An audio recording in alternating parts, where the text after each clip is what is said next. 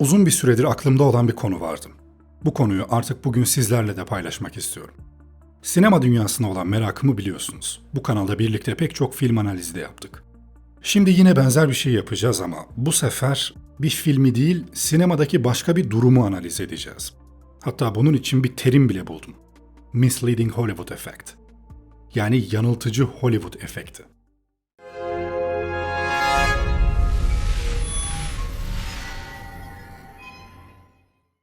Sinemanın insanlar üzerindeki etkisi yadsınamaz.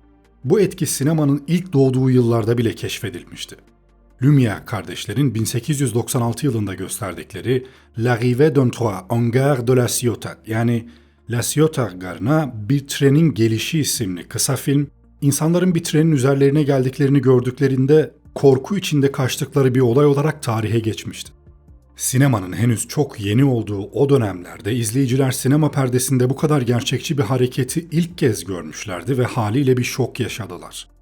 Bu olay sinemanın izleyicileri nasıl etkileyebileceğinin erken bir göstergesi olarak tarihe geçti ve sinema tarihinin önemli dönüm noktalarından biri olarak kabul edildi. Sinemanın bu etkisi değişip dönüşerek, başka formlara girerek günümüze kadar ulaştı. Sinemada gördüğümüz şeylerden bir şekilde etkileniyoruz. Gerek fiziksel olarak, gerekse duyusal ve duygusal olarak. Fakat daha sonra sinemanın başka bir önemli özelliği keşfedildi.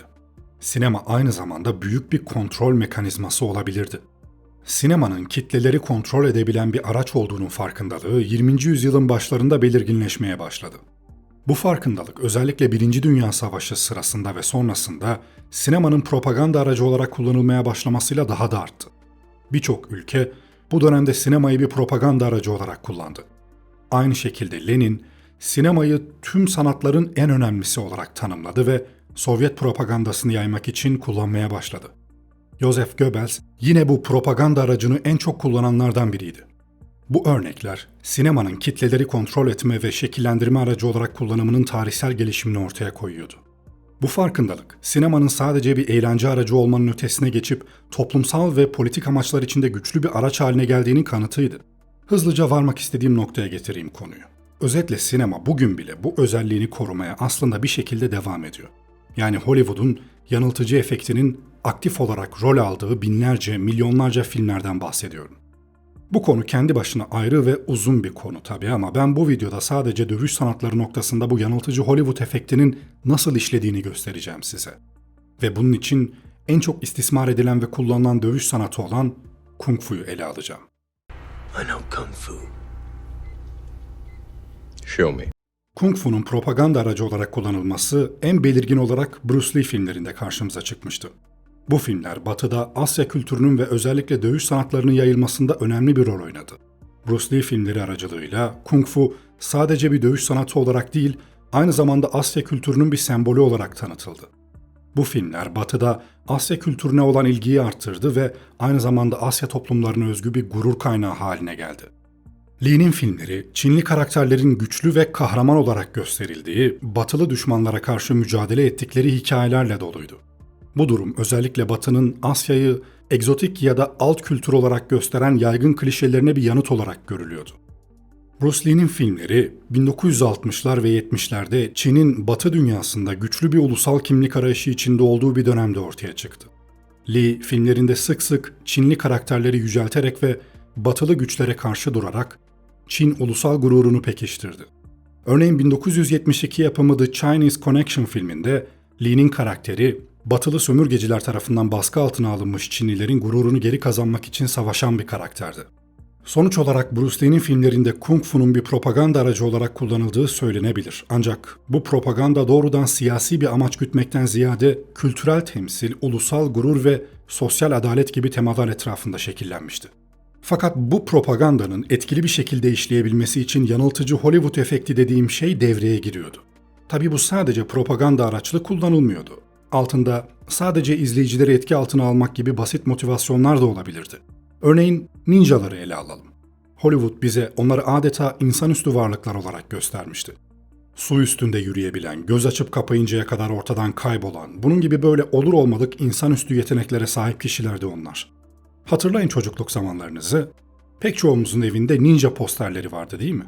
Ninjalara özenirdik. Onlar gibi giyinmeye, hatta onların kullandıkları aletleri edinmeye ve kullanmaya çalışırdık. Peki gerçekte ninjalar kimlerdi? Feodal Japonya'daki ajanlar veya paralı askerlerdi. Casusluk, sabotaj, suikast gibi görevleri vardı. Genelde efendilerinin huzurundan kovulmuş ve dağlara çekilmiş, hizmetlerini en yüksek teklif verenlere sunan ve samurayların uyduğu onur yasalarına da uymayan, parayla satın alınabilecek kişilerden ibaretti. İşte Hollywood'un bu yanlış yönlendirmesi pek çok noktada aktif olarak rol oynuyordu. Bunlardan biri de videomun asıl konusu olan Uzak Doğu dövüş sanatları ve özellikle de Kung Fu. Bunun için pek çok filmden örnek verebilirim fakat daha çok Ip Man serisi üzerinden anlatacağım. Çünkü bu seride gösterilenler anlatmak istediklerimi en iyi şekilde özetliyor. Ip Man serisi, gerçekte yaşamış bir dövüş ustasının hayatından uyarlanmış bir film serisi. Kısaca özetleyeyim kim olduğunu. Ip Man, 1893 ila 1972 yılları arasında yaşamış, Wing Chun dövüş sanatlarının büyük ustası ve Bruce Lee'nin hocası olarak bilinen ünlü bir Çinli dövüş sanatçısı. Foshan, Çin'de doğmuş ve genç yaşta Wing Chun öğrenmiş. Ip Man hayatının büyük bir bölümünü Hong Kong'da geçirmiş ve burada Wing Chun dövüş sanatını öğretmişti. Onun öğretileri ve disiplini Wing Chun'un dünya çapında tanınmasına ve popülerleşmesine katkı sağlamıştı. Şimdi gelelim onun hayatını anlattığını iddia eden film serisine. 2008 yılında vizyona giren ilk film 1930'larda Çin'in Foshan şehrinde geçiyor. Ip Man zengin ve saygıdeğer bir Wing Chun ustasıdır. Yaşamı Japon işgali sırasında dramatik bir şekilde değişir. Japon ordusu Foshan'ı ele geçirir ve halkı açlık ve sefaletle baş başa bırakır. Bu süreçte Japon askeri lider General Miura, dövüşçülerin Japon askerleriyle dövüşmesi için turnuvalar düzenler. Ip Man halkının onurunu savunmak ve işgale karşı durmak için dövüşlere katılır. Onun dövüş yetenekleri ve cesareti Japon işgalcilere karşı Çin halkının direnişinin sembolü haline gelir. Söylediğim gibi pek çok Kung Fu filminde konu sadece Kung Fu değildir. İçerisinde mutlaka bir Doğu-Batı savaşı veya kendi içlerindeki Japon-Çin savaşı gibi taraflar vardır. Kung Fu her zaman Çinlilerin direniş sembolüdür. Fakat bir de hayatın gerçekleri var. Kung Fu bir savunma sporudur ve özellikle de Ip Man serisindeki Wing Chun stili büyük oranda kendini savunmakla ilgili bir disiplindir. Yani aslında gerçek hayatta pek çok dövüş sanatı karşısında pek de etkili değildir. Fakat inanılmaz etkiliymiş gibi algılanmasının ve dünya çapında da bunun sanki gerçekten de öyleymiş gibi gösterilmeye çalışılmasının altında işte bu yanıltıcı Hollywood efekti ve dövüş tekniğini olduğundan fazla yüceltmeye çalışan ve bunun üzerinden tutucu bir tavır takınan gruplar yer alıyor. Bu konuya daha sonra döneceğim ama şimdi şu Ip Man serisine bir girelim öncelikle. Sinemada Superman Syndrome, Invincible Hero veya Plot Armor gibi terimler vardır. Bu terimler genellikle yenilmeyen, her zaman kazanan aşırı güçlü karakterler ve bir karakterin hikaye gereği her türlü tehlikeden ya da ölümcül durumlardan sağ çıkmasını açıklamak için kullanılır. Ip Man de tam olarak böyle bir karakter. Benim pek hoşlanmadığım bir karakter çeşididir sinemada. Bilirsiniz hani, o en iyisidir. Herkes kötüdür, o iyidir. Kerameti kendinden menkuldür. Hani şöyle izah edeyim film üzerinden. Nereden geldiği bilinmeyen, eğitimi, yetenekleri, dövüş sanatlarındaki ustalığı belli olmayan köylü bir karakter çıka geliyordu ve bütün dövüş okullarının ustalarını bir bir kolayca alt ediyordu filmde. Üstelik pek çok farklı dövüş disiplinlerine karşı dövüşüyordu. Ama sıra Ip Man'e gelince bir anda bambaşka bir senaryo yaşanıyordu. Neden? Çünkü böyle karakterler iyi değildir, mükemmeldir. En yakınlarıyla bile aralarında çok büyük fark vardır. Bunu sadece bu tip bir karakter kavramını örneklendirebilmek için anlattım. Yoksa imkansız olduğu için değil. Tabii ki de bir dövüşçü pek çok kişiye karşı zafer elde edip sonunda sert kayaya çarpabilir ama burada anlatış biçimi devreye giriyor. Bir karakteri yüceltmek için gerçekliğin sınırlarını esnetmek gibi. Diğer dövüş ustalarını amatör bir dövüşçü tarafından tabiri caizse pataklatarak göstermek. Filmde Çinli dövüş ustalarından biri General Miura'nın dövüşçülerinden 3 kişiye birden meydan okuyor ve bu dövüşü kaybediyor. Dövüşler pirinç karşılığında yapılıyor. Yani kazanan bir Çinli karşılığında bir torba pirinç alıyor. Miura'nın subayı onu kaybettiği halde pirinci almaya yeltendiği gerekçesiyle vuruyor ve bunun üzerine Ip Man çıkıp 10 kişiye meydan okuyor. Filmin en önemli sahnelerinden biri. Dediğim gibi burada konu Kung Fu değil. Burada konu savaş. Japonların karatesine karşı Çinlilerin Kung Fu'su. Hem de 1 vs 10. Yani karakter burada 10 tane siyah kuşak karateciyi yenerek sadece kung fu'nun üstünlüğünü göstermeyecek, aynı zamanda pirinç için dövüşen ve ağır işlerde çalıştırılan Çinlilerin de kaybolan onurlarını geri kazandıracak. O yüzden general dövüşün sonunda ona adını sorduğunda ben sadece bir Çinliyim demişti. Tamam, burada aslında çok fazla eleştirilmesi gereken bir şey yok. Sizler de tabii ki biliyorsunuz, gerçek hayatta ne kadar yetenekli olursa olsun bir kişinin 10 kişi karşısında pek bir şansı olmayacağını. Ama burada anlatmak istediğim şey sadece bu değil. Sinematik etki yaratmak için bozulan gerçeklik değil sadece sorun. Bu yanlış etki başka bozulmalara da yol açıyor. Filmde General Miura, Ip Man'ın kung fu yeteneklerini takdir ediyor ve ondan kendi dövüşçülerine kung fu öğretmesini istiyor. Ip Man de diyor ki, dövüş sanatları kaba kuvvet uygulaması gibi görülebilir ama Çin dövüş sanatları sisteminin arkasında bir ülkü ve felsefe yatar. Savaş sanatlarında kurallar vardır. Şefkat, başkalarına yardım etmek. Siz Japonların anlayamayacağı şey budur. Çünkü siz zor kullanıyorsunuz ve başkalarını sindirmek için kaba kuvvete dönüştürüyorsunuz. Bu yüzden Çin dövüş sanatlarını öğrenmeye uygun değilsiniz. Şimdi bu konuşmanın neredeyse %90'ı aslında dövüşle ilgili değil arkadaşlar. Görebiliyorsunuz bunu değil mi? Burada aslında dövüş sanatları üzerinden yine iki taraf arasındaki ahlaki farklılığa dikkat çekilmiş. Film burada aslında Ip Man'in dövüş yeteneklerini ve ahlaki duruşunu yücelterek işgalci Japonlara karşı direnişçi ve onurlu Çinlileri yüceltiyor. Yani o bahsettiğim propaganda makinası yine çalışıyor. Şimdi gelelim Kung Fu'ya, yani gerçek Kung Fu. Filmde Ip Man'ın söylediklerinde doğru bir kısım var. Japonlar gerçekten de Çinlilere göre sert adamlar. O yüzden dövüş teknikleri de sert. Karate Kung Fu'ya göre çok daha sert bir dövüş sanatı. Bana göre gerçek hayatta Kung Fu'dan çok daha etkili. Şimdi yorumlarda belki büyük bir tartışma başlayacak. Kung Fu vs Karate, Kung Fu vs Boks vesaire. Bu tartışmaların sonu gelmez ama aslında zaten anlatmak istediğim de biraz bu. Kung Fu bana göre neredeyse tamamen Hollywood ürünü. Size örnekleriyle göstereceğim. Ama sabredin çünkü daha bakmamız gereken 3 filmi daha var Ip Man abimizin. Fazla vakit harcamamak için sadece bazı önemli sahnelere değinip geçeceğim çünkü ana fikri anladınız zaten. İlk filmin sonunda Ip Man halka açık bir dövüşte General Miura'yı yeniyor ve filmin kredi ekranında şunlar yazıyor. Ip Man'in Japonlara boyun eğmemesi sayesinde Çin halkı nihayet birlik olmaya başladı. Yakın dostu Qin Kuan'ın yardımıyla sonunda Foshan'dan kaçtılar. 15 Ağustos 1945'te Japonya şartsız olarak teslim olduğunu duyurdu. 8 yıl süren bir savaştan Çin halkı zaferle çıktı. Görüyorsunuz değil mi? Ip Man abim Çin'i kurtarmış. Onun sayesinde birlik olmuş Çin halkı. Arkadaşlar bunlar tabii ki bullshit. Bırak böyle bir dövüşü, o dönemde zaten hiçbir dövüş okuluna ilgi yok. Ip Man, Japonya'nın Çin'i işgal ettiği yıllarda evet Foshan'da yaşıyordu. Ama işgalden önce Foshan'da dövüş sanatları eğitimi vererek geçimini sağlıyordu. Savaş sırasında bu faaliyetlerini durdurmak zorunda kalmıştı. Çünkü halk arasında yoğun bir sefalet vardı ve dövüş sanatlarına olan talep azalmıştı haliyle.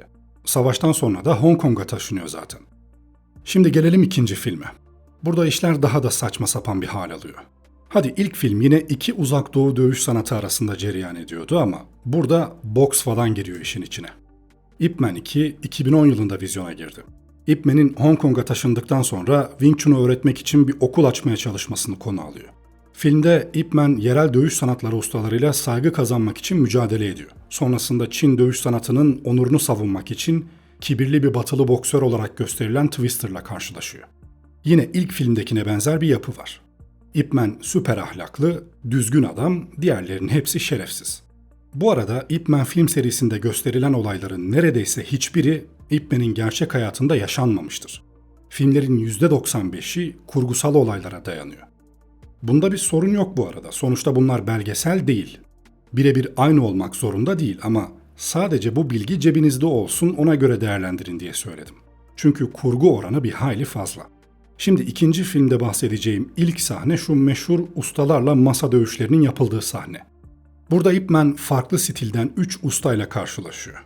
Dövüşler yere sabit olmayan yuvarlak bir masanın üzerinde gerçekleşiyor. Bu sahnelerde yine Kung Fu olmadığı bir şey gibi gösteriliyor. Yani fizik kurallarını alt üst ediyorlar.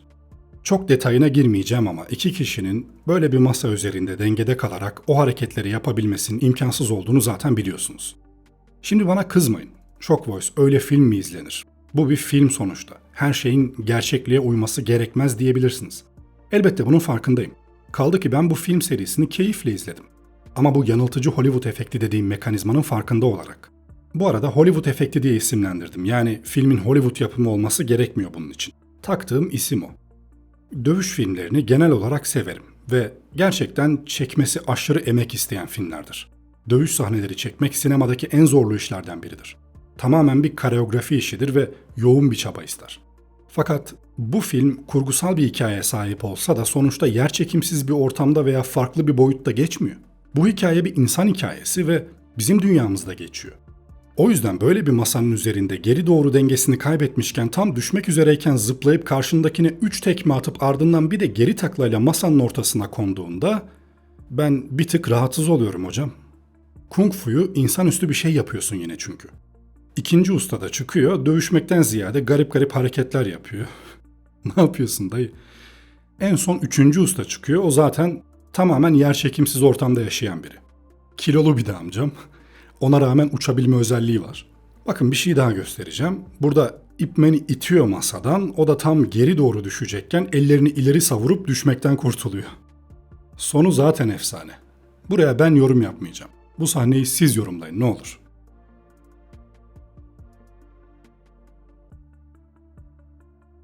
Şimdi bir diğer sahnede Çinli öğrenciler ringde bir gösteri yapıyorlar. Amerikalı boksör Twister da diyor ki ne yapıyor bunlar, bu dansın adı ne falan diyor. Sonra çıkıyor ringe, birisine bana tüm gücünle vur diyor. Adam vuruyor ama yerinden bile oynatamıyor boksörü. Sonra Twister hepsini tek yumrukta yok ediyor. Burada konu videomun ikinci bölümünde anlatacağım yere bağlanıyor. Kung Fu ve türevleri boks gibi, MMA gibi çok daha gerçekçi dövüş sporlarının karşısında ne yapabilir? İkinci bölümde bir ağır siklet boksör olan Twister'ı döven Ip Man abimiz bunu gerçekte yapabilir miydi? Bunu konuşacağız. İkinci bölümde sizlere Ip Man serisinin diğer filmlerini ve bunlara ek olarak bazı uzak doğu dövüş sanatları üzerinden kurulan tüm bu saçmalıkları, hokkabazlıkları ve dolandırıcılıkları sert bir gerçeklikle yüzleştirmiş olan ve benim videoda da anlatmaya çalıştığım yanıltıcı Hollywood efektinin de etkisiyle iyice gerçeklikten uzaklaşmış olan bu insanların foyalarını ortaya çıkarmış olan Çinli karma dövüş sanatçısı Xu Xiaodang'ın hikayesini anlatacağım. Ben Shock Voice. Bir sonraki bölümde görüşmek üzere. Kendinize iyi bakın. Hoşça kalın.